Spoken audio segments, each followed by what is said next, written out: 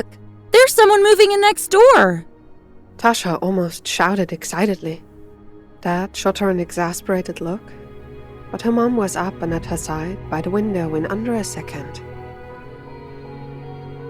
The house next to theirs had been standing empty for over a year, and Tasha had heard her parents wondering if there would ever be a new neighbor for them. Someone who would cut the grass and keep the overgrown mess that was a garden from growing any further and spilling over the fence. Now, they finally had their answer. The for sale sign had disappeared, together with the realtor's name, and now a U-Haul was standing in the driveway. I think they're carrying stuff in already. Maybe it's the whole family that will move in. Might finally liven up the neighborhood. She repeated what her mom had said to her dad just a few weeks ago, but now her mother didn't react. Her gaze was fixed on a U-Haul with its open back. 2 workers were sitting there, chatting, while the third jumped out, carrying a heavy-looking cardboard box. Tasha smiled. Maybe they had a dog or some other pet. She would have loved to have one as well, but her parents had been surprisingly strict about letting other living beings into the house.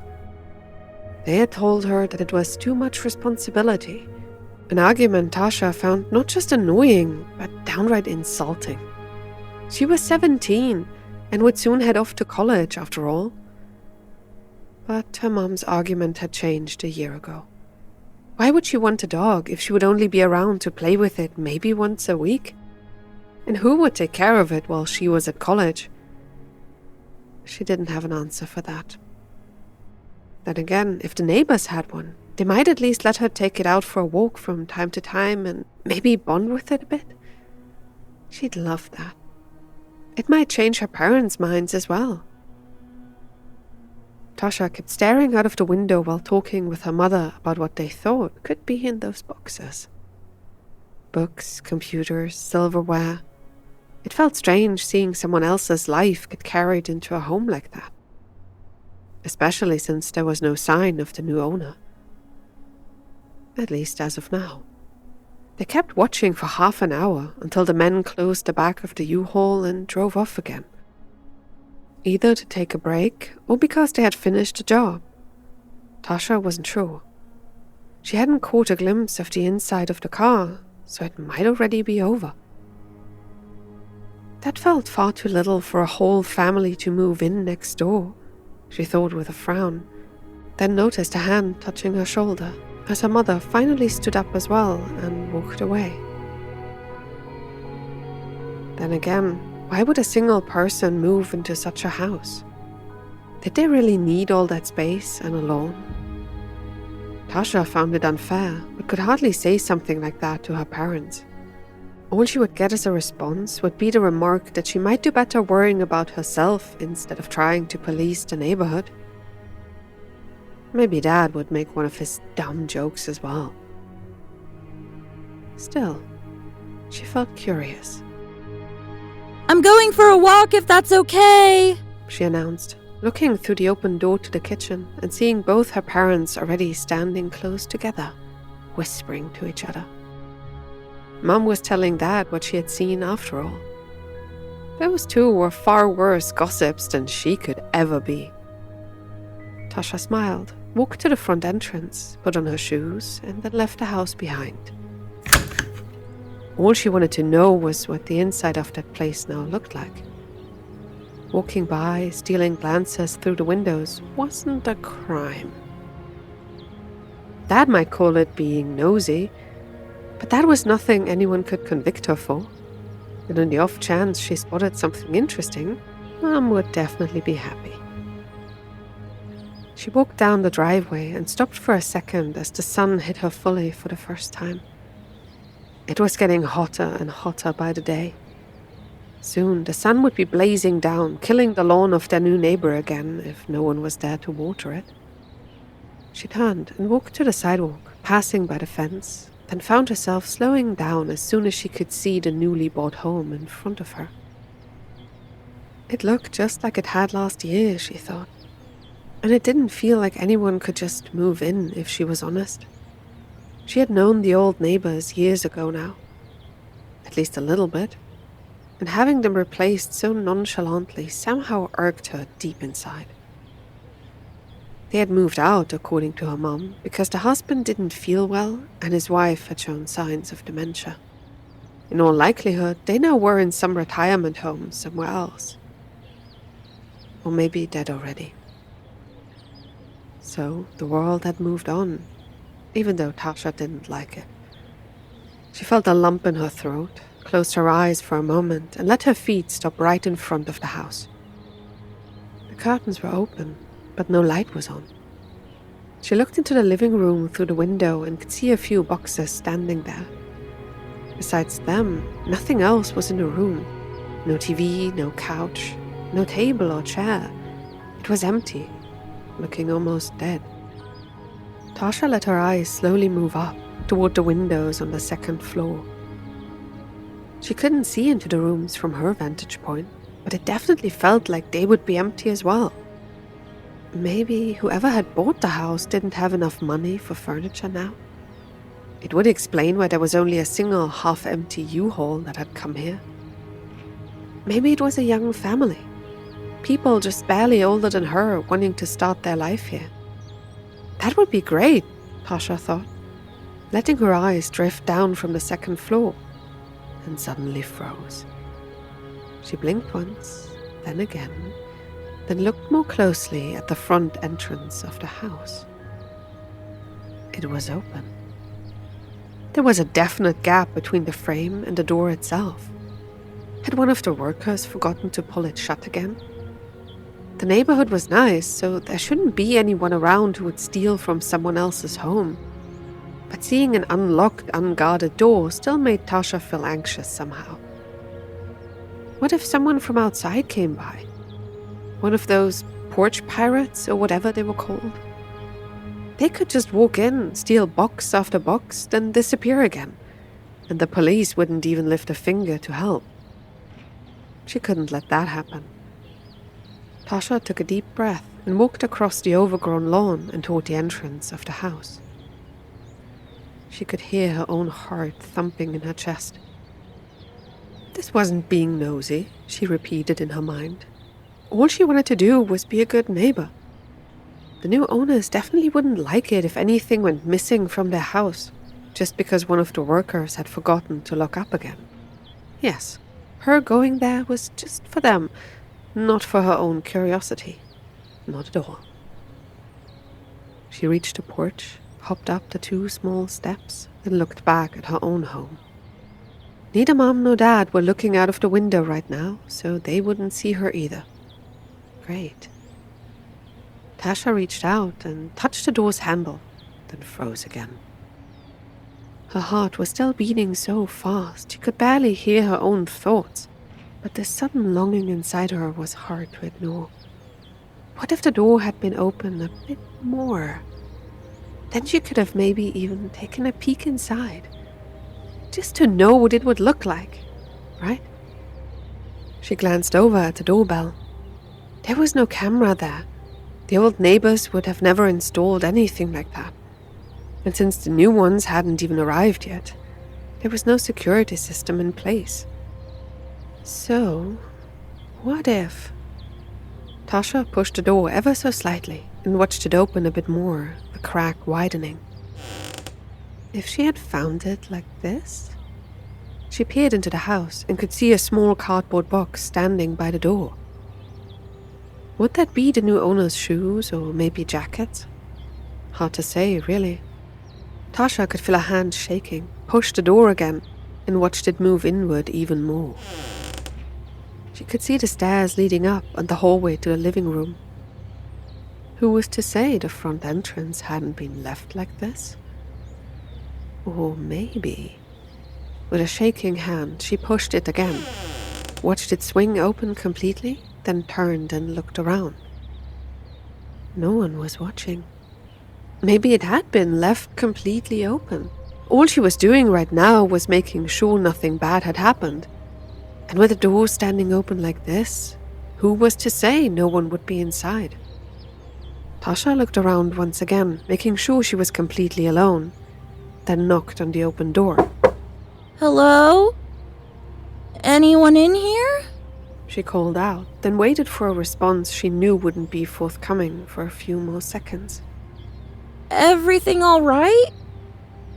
I saw your door standing open. Still, no answer. Tasha couldn't help but smile. Her arms and legs were shaking. She was nervous as all hell. But with this, she had an excuse to enter, right? The police wouldn't do anything to her, and she wasn't here to steal. So it should be okay, right? She stepped over the threshold and allowed herself to shut her eyes for a moment. This place felt different from her own home, Tasha thought. Almost devoid of life or personality. Would it feel like that if she ever got her own house as well? Was it true that people needed to breathe life into their homes before they could ever feel right? She looked around, took another step, and slowly walked into the empty house. There was the living room right in front of her, the hallway, and then, next to the door, a cardboard box with the word basement scribbled on its top. Something about it drew her in. It was almost like it whispered to her. In her mind, she could hear it. This voice was telling her to come closer. Tasha quickened her steps, heading straight for the box, now no longer looking around. What was it doing here, next to the door that would lead down? Had the movers forgotten it? She reached it, grabbed the top lid, and opened it carefully. A strange, musty smell hit her nose the moment the top moved. Tasha took a step back, then stared at the contents with dismay. Inside the box, she could see a face looking up. No, a whole head. Its eyes were closed, its lips sewn shut. The longer she stared, the weirder it felt. This head was smaller than a normal human's. Its skin was wrinkled but covered in strange markings, and this smell that now permeated the air made her stomach churn in disgust.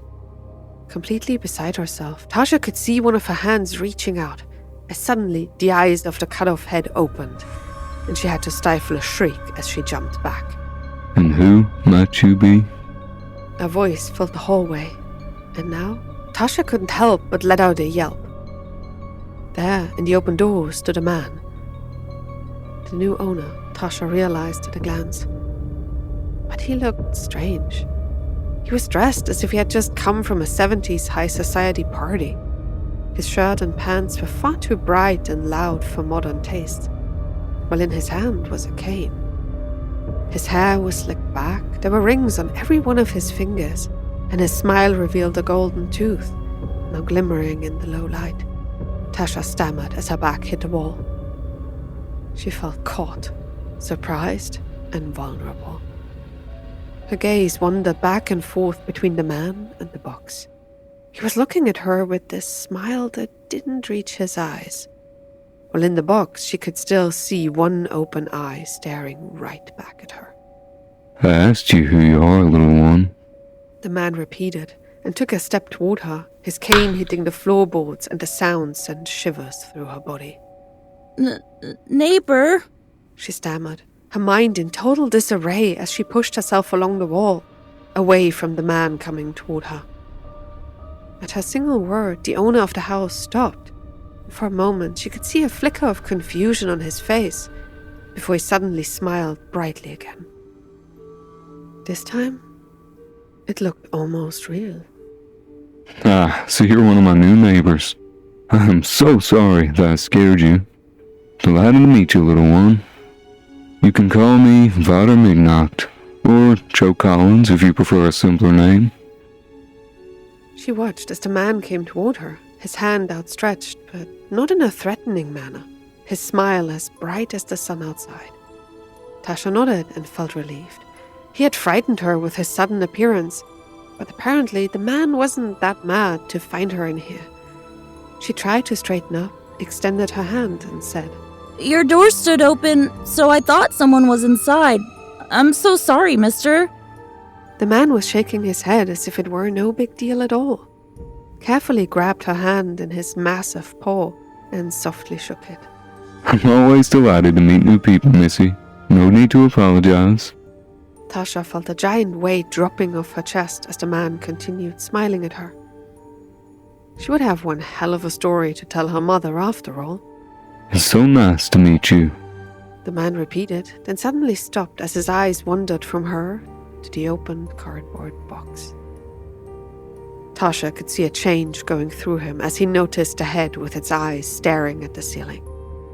Suddenly, his smile froze, and as he looked at her again, there was this hint of anger and disappointment in his gaze. You've seen it, right? Tasha swallowed hard as the coldest chill of her life crawled up her spine. She tried to pull back her hand, but the man held on to her, not letting go. Was he talking about the head? There was no point in lying, right? She nodded ever so slightly, and the man closed his eyes for a moment before letting out a curse in a language she didn't understand. Did anyone ever tell you, sometimes admitting the truth can be a bad thing? Tasha hardly understood the words. Her heart was beating so fast it drowned out almost everything else in her ears. She could feel the cold sweat clinging to her skin, then about collapsed as the man suddenly let go of her hand, reached up, and plucked a single hair from her head.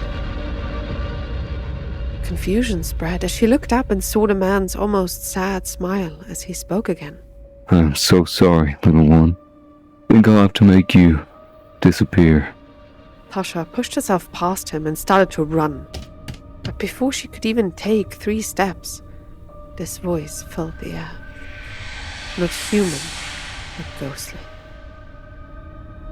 She heard the man blow onto the single hair of her head, then felt her legs giving out as the earth seemed to shake. The scream building in her throat came out as a hoarse rasp as her body hit the floorboards and she felt like she was falling through them. Around her, the world turned black, and as Tasha tried to scream again, she suddenly started to fall once more, then hit the floorboards in the same spot she had passed through just a moment before. She pushed herself up, looked back, and suddenly found the hallway almost empty, but changed. The strange man had disappeared, and in his spot, a shadowy silhouette stood, still leaning on a cane, but now there were no features of him she could make out anymore. The walls and floor now were held in shades of grey, as was the box and even the light bulb above. Tasha shook her head, turned away, and raced toward the open door that looked like a dark grey portal into nothingness.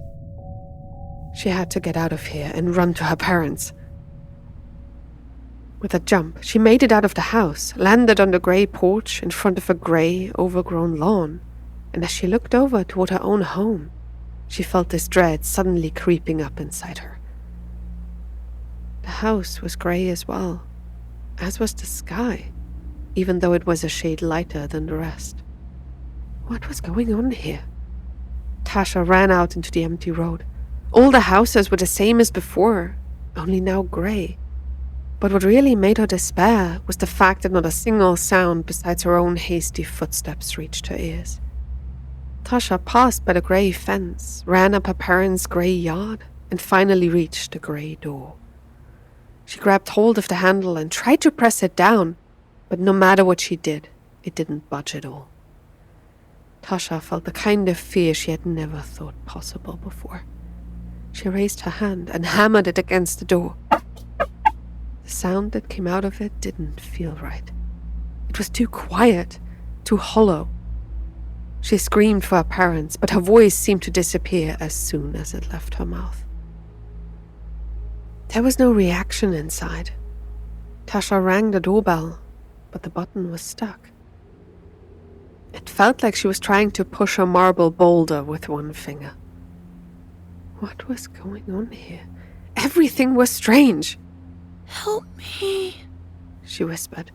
Still, no reaction. Tasha ran around the house.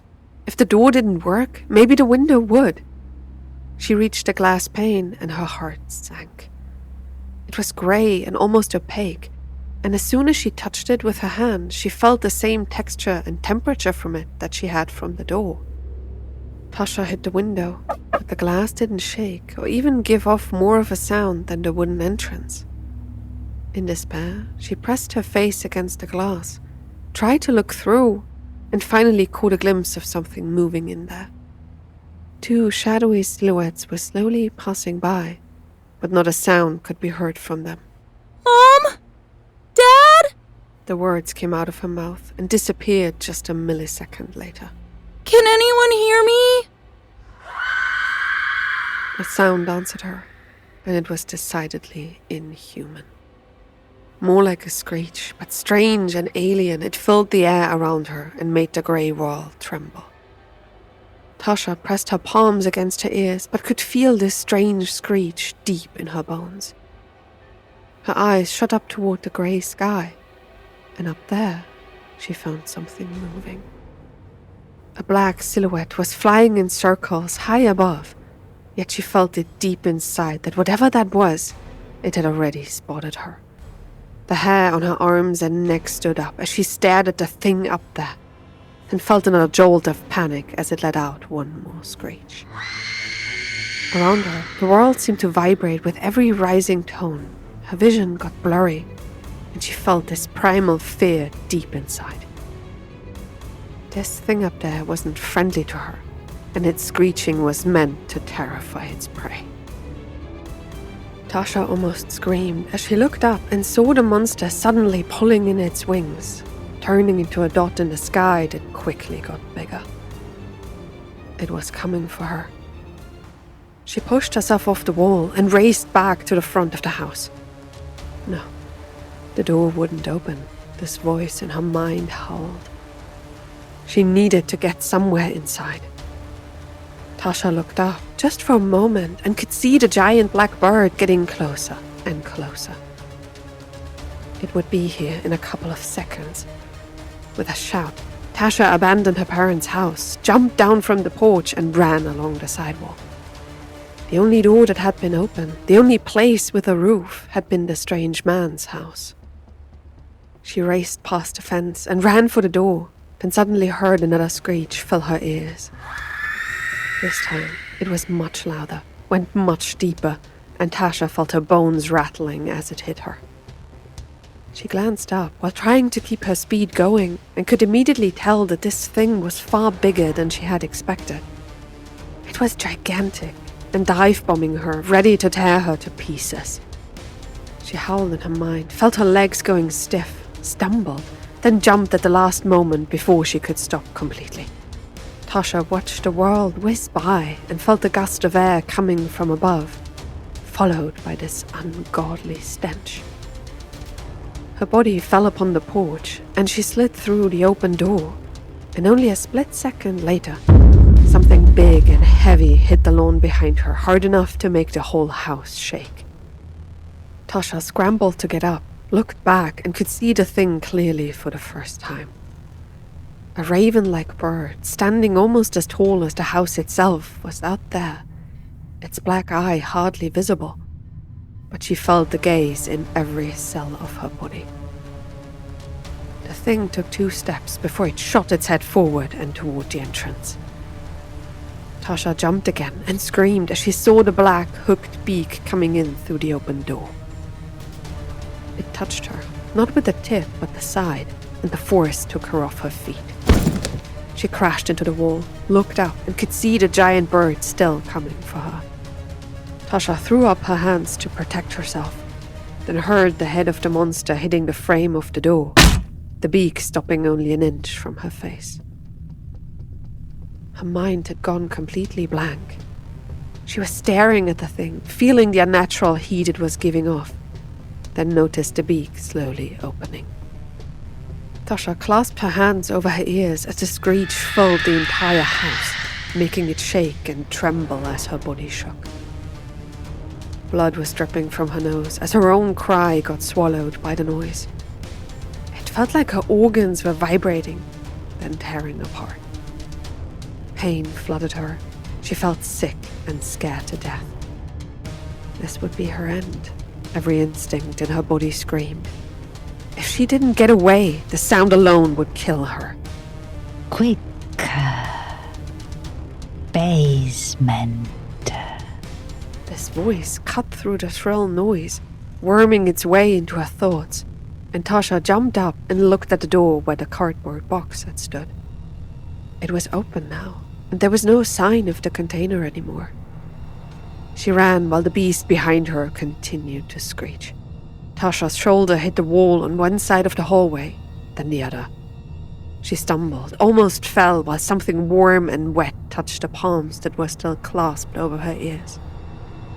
The door was so close.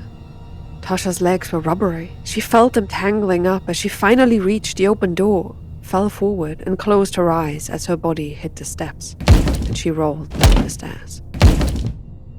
The pain she felt in her shoulders and back was nothing compared to the agony of the screech that now finally seemed to lessen as she got away from the hallway and the giant bird. Tasha hit the grey floor, rolled over and stopped for a moment, giving herself time to take a single, deep breath. Her whole body hurt and was trembling. Tears were streaming down her face. What had happened to her? How had she come here? Tasha. The same voice as before whispered, and suddenly that dreadful sound above stopped completely. She looked up, rolled over, and carefully lowered her hands from her ears. Blood was sticking to her palms. With a groan, she slowly rose up and felt the pain deep in her bones. Come here, Tasha, the voice said, and as she looked around, she could see something that made her heart skip a beat. There, at the end of the room, an altar stood. Candles burned, not in grey but in bright colours, and between them was the shrunken head, its eyes now trained on her. She could see the jaw moving, even though the mouth was still sewn shut. I can help you, but you have to be quick. He will come back soon. Normally, she would hesitate at such an invitation, but Tasha knew that she would die if she didn't get out of this place. This might be her only chance, even if it came from a cut-off head with still moving eyes. She staggered, but moved toward the altar.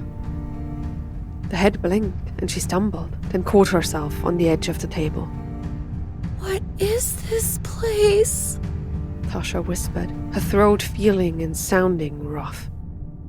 The head's jaws moved before the voice appeared in her mind again. Just another plane. A place living beings shouldn't be found in.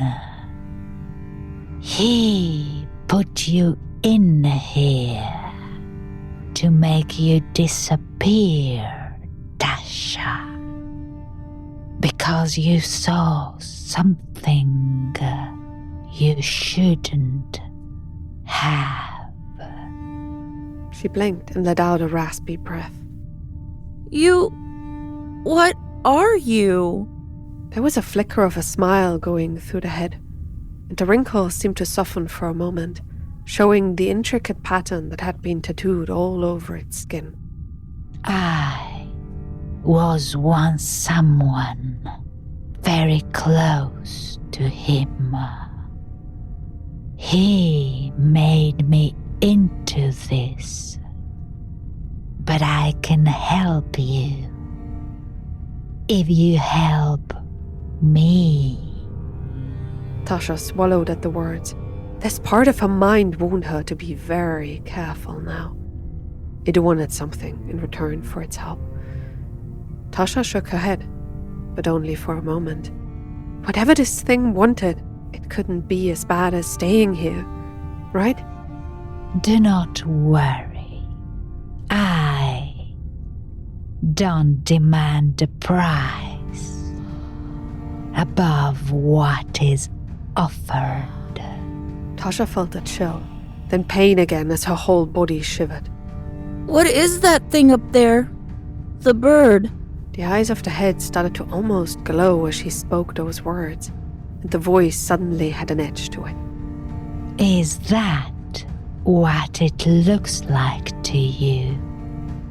This thing is a scavenger. It will devour you if you stay here any longer.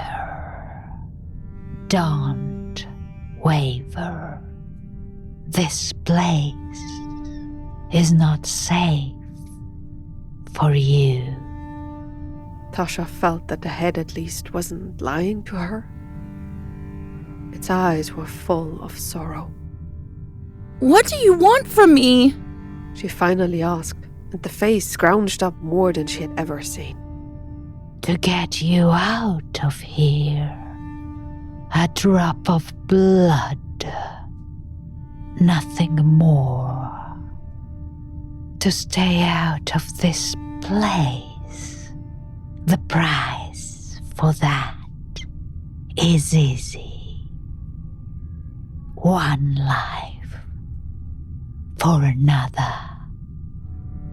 Kill him, then cut those threads that silence me and set me free. Tasha felt another chill as she looked at the thing. It wasn't joking, that much was clear. The eyes were almost glowing. How? She asked, and felt a chill in the air as the thing seemed to stare directly into her soul. He will die like any man. Just make sure he doesn't see you coming, or he will make you disappear for good. Tasha pulled back a bit. She would have to kill the man. Could she? The head seemed to read her thoughts. One way or another. If he sees that you have gotten free, he will try to get you again. You know his secret, and he doesn't like people knowing his secret. Now, put a drop of your blood in my mouth, and let us seal the deal. Tasha felt nauseous as she lifted her palm. There was only one way out, she thought, and then made her decision.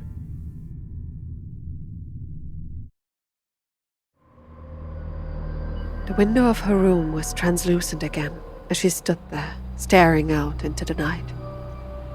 2 days ago, the head had made her promise to fulfill her oath before she had found herself back in the real world, inside her neighbor's basement. She had escaped without anyone noticing. But now, another fight would begin. There, in the house next to hers, light was burning, and behind the curtain, a shadow moved. Tasha felt her stomach cramping up as she followed the person with her eyes. He was walking around, then stopped right in front of the covered window. Her father's gun was in her hand. He hadn't noticed it missing, and she held on to it, even when she slept. The man next door would be coming for her, the shrunken head had warned. Sooner rather than later. The curtains behind the window of her neighbor's house rustled, then opened, and for a single moment she could see the shock on the man's face as he spotted her for the first time. Tasha's grip around the gun turned painful. Not now, she whispered to herself, as the strangely dressed man looked up at her, then slowly raised her hand to give her a slight wave. There was a murderous rage in his eyes. Tasha could feel it, even at a distance. She raised one hand, while the other held the gun and waved back. He would be coming for her. Maybe tonight, maybe tomorrow, or she would need to go to him. One way or another, this mess would end soon. She just hoped that she wouldn't find herself back in the grey place once more after it was done. Tasha pulled shut her own curtains and stepped back. Even if she couldn't see the man anymore, she felt his gaze through the wall and knew that, from now on, it would follow her every move.